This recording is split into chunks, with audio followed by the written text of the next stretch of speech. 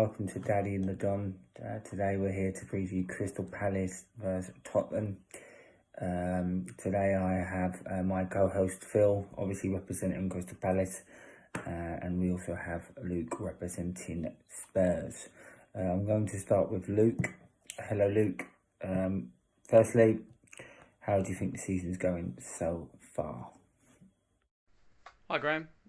I think the season's gone well so far. 3 wins from 3. Can't ask for a better start than that. All 1-0 wins, but kept clean sheets, which is something that we were struggling with last season. No mistakes so far from Eric Dyer and Sanchez, at least none that have led to us conceding. So interesting going forward, especially with some of the signings we've made. Looks like a positive start, and see if we can push on from here. Transfer window's now finished, ended. What would you rate your transfer window out of 10? I know, forget the results, just focus on the transfer window. Are you happy with the squad going into the rest of the season, up to January? Are you happy, or are you still worried in positions? I think if I were to rate our window out of 10, I'd have to give it a 7. Made some good signings. I think Romero was a good acquisition. Just need to get him up to a good level of fitness and fit him into the squad. Made Emerson Royale deal on the last day of the window. Remains to be seen what he can do. Seems to struggle a little bit with inconsistency, but does have a lot of potential. So we'll see where he fits in. Obviously, the likes of Tanganga has stepped up this season, has put in some very good performances. So it's a healthy competition there, which is never a bad thing in a team. I think we did obviously still lack in the striker department. Managed to keep hold of Harry Kane. Obviously, if he was sold, then that would have been a key area. I still think potentially we could have done with a backup striker, a good backup striker, or someone to play alongside Kane, which the talk was that Nuno did want to play 2 up front. So we'll see where that goes. But I think with the likes of Tanganga and also Oliver Skipp getting some first team action, starting every game this season, had a good season last year at Norwich. It's been they've been like new signings. So I think overall we've had a good window, but we did still miss strengthening in certain key areas. Going on to the game itself, you are away, but you're playing a team who are struggling to score goals. Played one game and they didn't score at home against a newly promoted team. You coming into this game with confidence? You think this should be easy 3 points? Obviously, we've had the strongest start to the season, but this will be the first game back after the international break, which can destroy momentum. So I don't want to read into that too much. I think these are the kind of games, as a Tottenham Hotspur fan, where you're hoping for the result, you're somewhat expecting the result, however you're also preparing yourself for a potential banana skin and some mistakes to come. So that's the pessimism that comes with being a Tottenham fan. But you also can't discount Crystal Palace.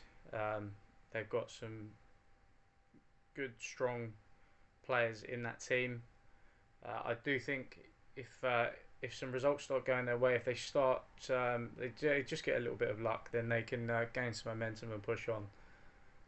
So, somewhat confident, hoping for the 3 points. I think if we play to our level that we know we can, and we've seen this season, it should be 3 points. So, what do you expect from Crystal Palace in this game? Do you think they're going to surprise you with their tactics, or do you think whatever they throw at you, you're going to be strong enough? And what do you expect from this game? Honestly, I'm not sure what to expect going into this game from Palace.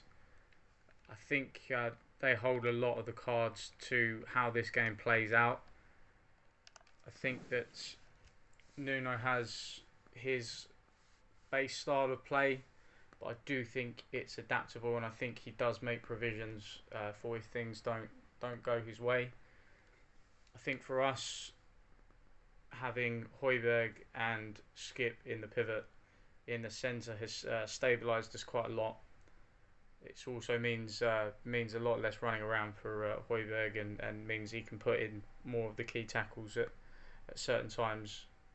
So I find it very interesting. It wouldn't surprise me if they look for more of a counter-attacking options, try and break with some pace, but they might also try more of the route one stuff. Davinson Sanchez has shown some liabilities in the air in the past. Say him and Dyer have proved stable so far this season, but we've been caught out by that before in the past. So we have to wait and see. It's going to be very interesting. Okay, Phil, you've heard from Luke. Firstly, how is the limp dick? Has it had its Viagra now? Hi Graham, how's it going, mate? Just before I answer that question, just for those of you that didn't hear the West Ham game and are a bit confused about that question, he's not asking me a personal question there. The limp dick that he's talking about is I referred to Palace's attacking options as a bit of a limp dick as we hadn't scored any goals. But on that topic, the limp dick's back in action. It's had its blue pill, and that blue pill has come in the form of Conor Gallagher. What an impressive first couple of games he's had. He's lightened up the team, energy, box-to-box midfielder, something we've been really missing, just that added spark. Once all the players are back, I'm looking forward to see how they all play with him.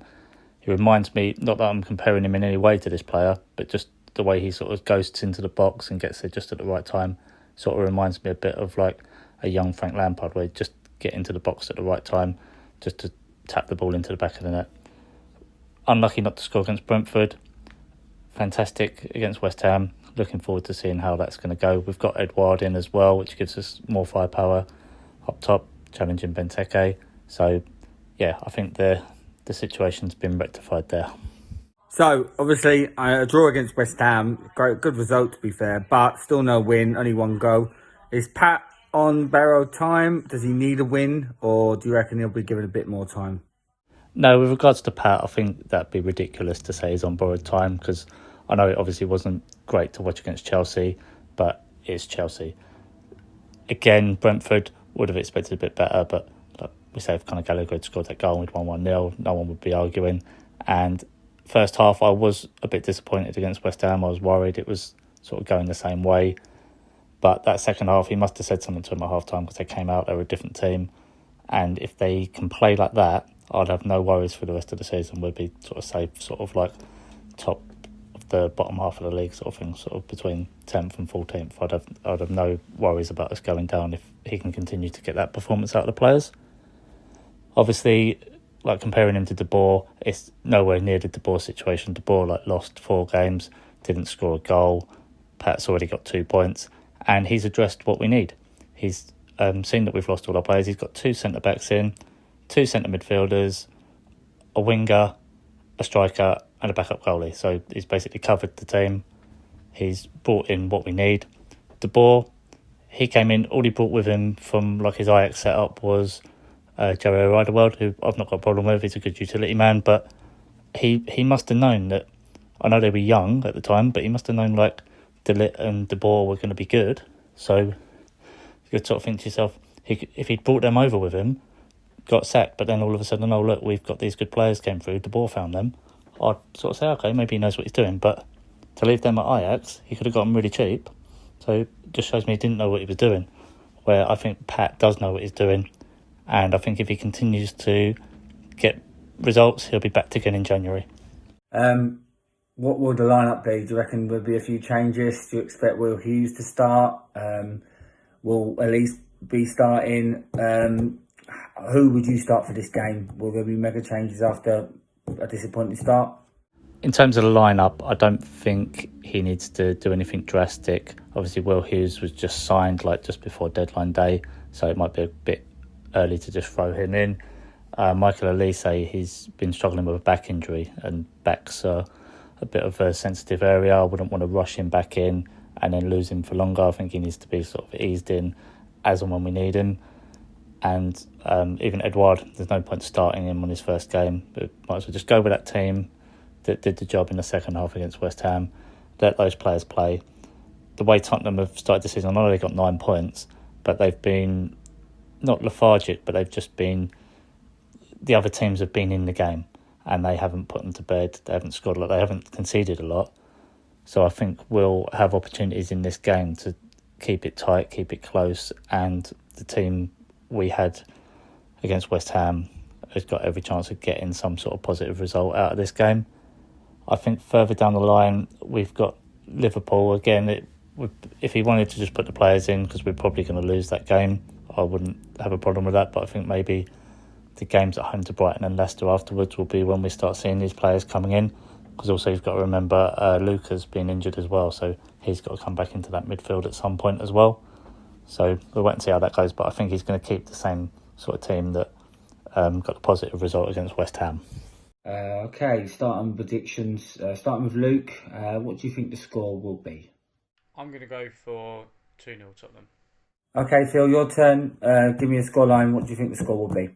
So yeah, score prediction. This is going to sound really boring. I was tempted to go for 1-1, but just based on the way we tend to set up and the way Tottenham have started the season, I can see this one being a 0-0. And again, my heart was saying 1-1, but like my sensible head is saying this will probably be a 0-0. Probably not be like the world's most boring game, but it'll be more about sort of like a bit of a chess game, trying to feel each other out and trying just to keep things tight. Probably be a few chances either end, which is why I could also see a 1-1 happening. But I'm gonna stick my neck out at 0-0. That's my prediction. Thanks, Phil. Thanks, Luke. Guys, see you soon. This has been Daddy Nadon. See you later.